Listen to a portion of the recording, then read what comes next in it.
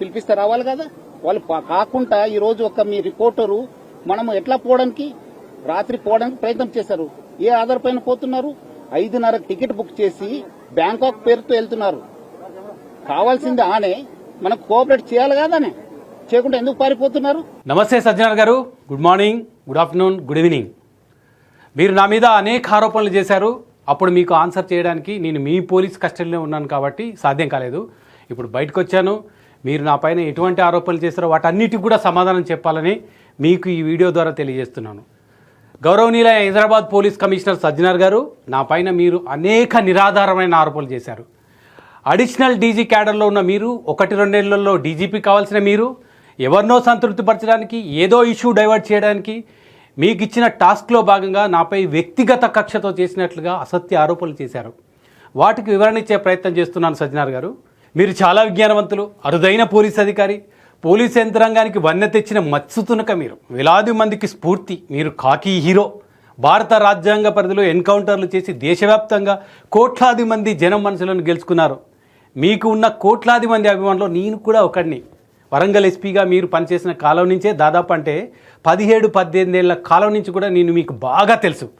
నేను పిరికివాణ్ణి కాదు సజ్జనార్ గారు, పారిపోయే వ్యక్తిని అసలు కాదు, అధైర్యవంతుని అంతకంటే కాదు. తప్పు చేసి తప్పించుకునే నైజం నాలో లేదు, నాకు అసలు లేదు. ఒక వ్యక్తిత్వం ఉన్న మనిషిని.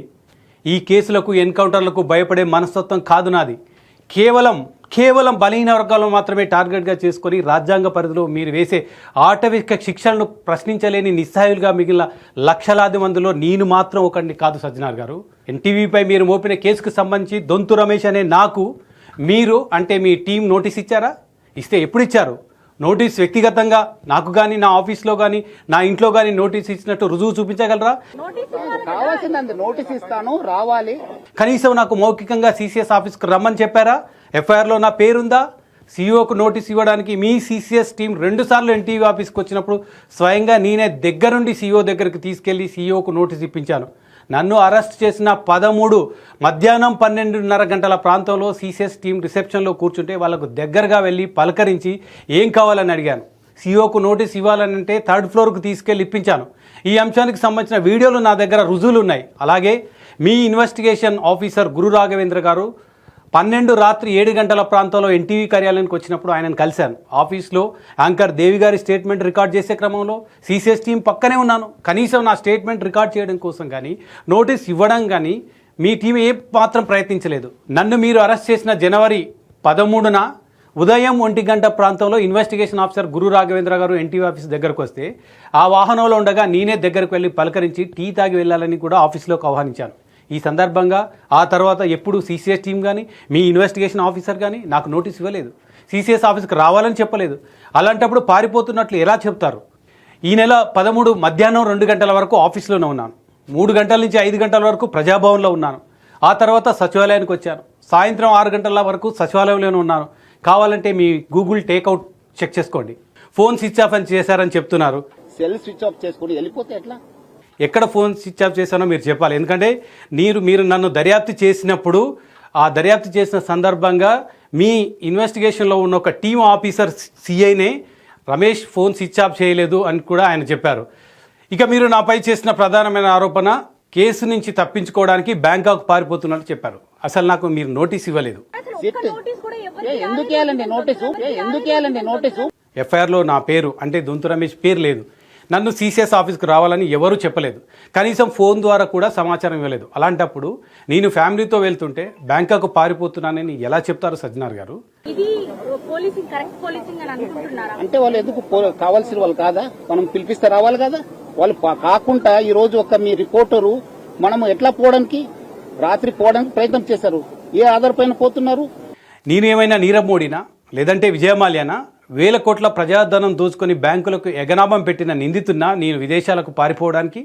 కేవలం నాకు వ్యక్తిగతంగా హోదాపరంగా సంబంధం లేని ఒక వార్తా కథనానికి సంబంధించి నమోదైన కేసులో కనీసం మీ నుంచి నోటీస్ అందలేదు, ఫోన్ సమాచారం కూడా ఇవ్వలేదు.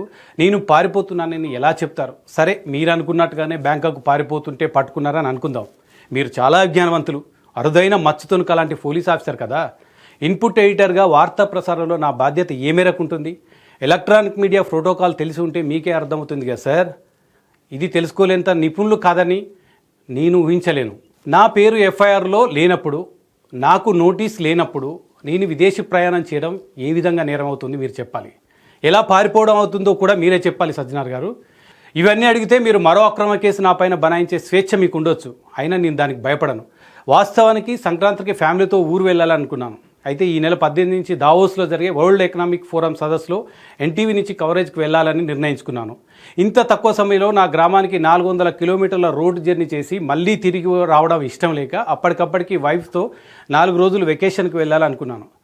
వెకేషన్ పూర్తయిన తర్వాత నా వైఫ్ను వెనక్కి పంపించి ఈ నెల 17న దావోస్కి వెళ్ళాలని నిర్ణయించుకున్నాను. బ్యాంకాక్ నుంచి నా వైఫ్కు రిటర్న్ టికెట్ కూడా బుక్ చేశాను. దానికి సంబంధించిన ఆధారాలు మీరు ఈ స్క్రీన్ చూస్తే తెలుస్తుంది. దావోస్ పర్యటన కవరేజ్ కోసం ఆఫీస్ నుంచి 3 లక్షల రూపాయలు కూడా మంజూరు చేసింది. నా పెద్ద కొడుకు అమెరికాలో H1B హోల్డర్గా ఉన్నాడు. ట్రావెల్ ఏజెన్సీ నడుపుతున్నాడు, DNBtravels.in అని. ఎన్టీవీ ఆఫీసు మంజూరు చేసిన డబ్బుతోనే అప్పటికప్పటికి నా కొడుకు ట్రావెల్ ఏజెన్సీ ద్వారా టికెట్ బుక్ చేశాను. బ్యాంకాక్ టికెట్ ఎయిర్పోర్ట్ కౌంటర్లో కూడా కొనుగోలు చేసుకుని వెళ్ళొచ్చన్న సంగతి మీకు తెలియదా సార్? ఇది నేరమా? మీరేమైనా నాకు నోటీస్ ఇచ్చారా? ఇవ్వలేదు. అలాంటప్పుడు పారిపోవడం ఎలా అవుతుంది సజ్జనార్ గారు? నేను అంతర్జాతీయ నేరగాన్నా, 1000 కోట్లు దోచుకున్న దొంగనా, కూనీకోర్నా, ప్రపంచం వెతుకుతున్న మోస్ట్ వాంటెడ్ టెర్రరిస్ట్నా? బ్యాంకాక్ పారిపోతే ఎన్ని రోజులు ఉండగలను? టూరిస్ట్ వీసాతో వెళ్తే ఎన్ని రోజులు ఉంటాం? రిటర్న్ టికెట్, హోటల్ బుకింగ్ ఇవన్నీ లేకుంటే బ్యాంకాక్ ఎయిర్లైన్స్ బోర్డింగ్ పాస్ ఇస్తుందా? ఇది తెలియదా సజ్జనార్ గారు మీకు? మీరు పెట్టిన కేసు నుంచి తప్పించుకోవడానికి బ్యాంకాక్లో ఎన్ని రోజులు తలదాచుకోగలను? మీరు అప్పటికప్పటికే టికెట్ బుక్ చేసుకున్నా అని చెప్తున్నారు. నెల రోజుల ముందే దావోస్ వెళ్ళడానికి సెంజన్ వీసా దరఖాస్తు చేసుకున్నాను. మంజూరు కూడా అయింది. మంత్రి శ్రీధర్ బాబు గారిని అడిగితే మీకు తెలుస్తుంది దానికి సంబంధించి. నేను దావోస్ వస్తున్నానని ఎప్పుడు చెప్పానో మంత్రి శ్రీధర్ బాబు దగ్గర సమాచారం కూడా ఉంది. మీ సిట్ టీం కూడా ఈ ఆధారాలు అంటే టికెట్, వీసా, హోటల్ బుకింగ్ సంబంధించినవి కూడా చూపించాను. సెంజన్ వీసా మంత్రి శ్రీధర్ బాబు గారికి నెల రోజుల క్రితం ఐమెసేజ్లో పెట్టిన రిక్వెస్ట్ అన్నీ కూడా చూపించాను. ఇవన్నీ నిజాలు కాదా సజ్జనార్ గారు? ఇవన్నీ దాచారా? దాచి ఏది పడితే అది మాట్లాడతారా?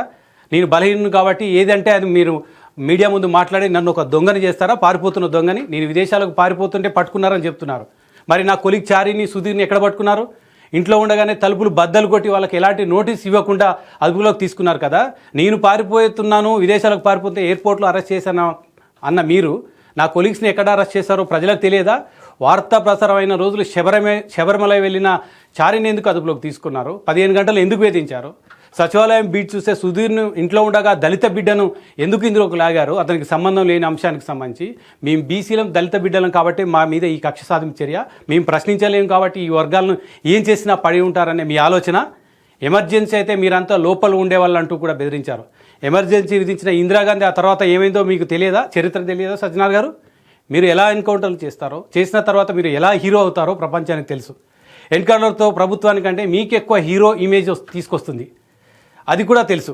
2 నెలల క్రితం ఒక ప్రముఖ ఛానల్లో, ప్రముఖ పత్రికలో మంత్రులు, మహిళా IAS అధికారులను ఇళ్లకు రాత్రి వేళలో పిలిపించుకుంటున్నారని రాశారు, ప్రసారం కూడా చేశారు. అప్పుడు మీరు సుమోటోగా కేసు ఎందుకు నమోదు చేయలేదు? అలా అని ఈ వార్తని నేను సమర్థించడం లేదు. కానీ మీరు ఎవరి కోసం పనిచేస్తున్నారు? రకుల్ ప్రీత్ సింగ్ గారిని అవమానించినప్పుడు, రకుల్ రావు అని రాగాలు పలికినప్పుడు మీరు సిపిగానే ఉన్నారు. ఏం చేశారు? సమంత గారిని అవమానించినప్పుడు ఏం చేశారు? ఎన్కౌంటర్ చేశారా? కేసు పెట్టారా? మీరు ప్రతిష్టాత్మకంగా చేపట్టిన 1000 కోట్ల రూపాయల మల్టీలెవెల్ మార్కెటింగ్ వరంగల్ ఎస్పీగా ఉన్నప్పుడు దర్యాప్తు చేశారు. ఇంకో మల్టీలెవెల్ మార్కెటింగ్ కేసు గోల్డ్ క్వెస్ట్ను కూడా దర్యాప్తు చేశారు. అనేక మంది ప్రముఖులను పిలిపించారు, సెలబ్రిటీలను పిలిపించారు. ఈ కేసులు మధ్యలో ఎందుకు ఆగిపోయాయని మేము ప్రశ్నించామా? ఎందుకు కొట్టుకుపోయాయో మీరు చెప్తారా? ఇప్పుడు బెట్టింగ్ యాప్లకు సంబంధించిన కేసు కూడా దర్యాప్తు చేస్తున్నారు. ఇవి కూడా మధ్యలో ఆగిపోవనే గ్యారంటీ కూడా లేదు. వైట్ కాలర్స్ క్రైమ్పై మీరు ఎంత వేగంగా దర్యాప్తు చేస్తారో అంత వేగంగా కూడా కేసులు ముందు కదలవన్న సంగతి చరిత్రను అడిగితే తెలుస్తుంది సజ్జనార్ గారు. మీరు ఇంత పెద్ద పోలీస్ ఆఫీసర్గా ఉన్న మీరు నా కుటుంబ ప్రైవసీని కూడా దెబ్బతీశారు కదా.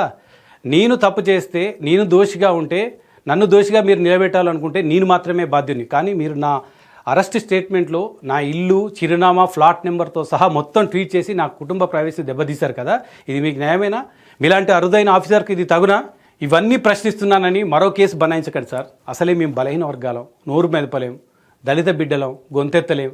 ఇంకా మీరు ముందుకెళ్ళి మీ అరుదైన శైలిలో మహిళా IAS అధికారుల వార్త కేసుకు సంబంధించిన దర్యాప్తులో భాగంగా దొంతు రమేష్ రాసిన పెన్ను ఎక్కడ, ఇంకు ఎక్కడ కొనుగోలు చేశాడు, ఏ పంజాగుట్ట చౌరస్తాలోని బుక్ స్టాల్కు తీసుకెళ్లి సీన్ రీకన్స్ట్రక్షన్ పేరుతో ఎన్కౌంటర్ చేయకండి సార్. మేము బలైన వర్గాలం, దళితులం. మీ అందరితో మాట్లాడేవాడు, మీ అందరు కూడా లోపల ఉండేవాళ్ళు. సో అది అర్థం చేసుకోవాలి. చట్టం తను పని చేస్తుంది. డెఫినెట్లీ చట్ట భాగంగా ఏమైనా మనం డెఫినెట్లీ పోతాను, మనము అక్కడ సెర్చ్ చేస్తాను, కావాల్సిన వాళ్ళని అరెస్ట్ చేస్తాను. మీరు నాపై మోపిన అక్రమ కేసుకు సంబంధించిన రిమాండ్ ఇవ్వడానికి గౌరవ న్యాయమూర్తి గారు కూడా తిరస్కరించారు. చట్టం న్యాయం నా పక్షాన ఉంది కాబట్టి నేను బయట ఉన్నాను, లేకపోతే మీరు అనుకున్నట్లుగానే మీరు భావించినట్లుగానే జైల్లో ఉండాల్సి వచ్చేది.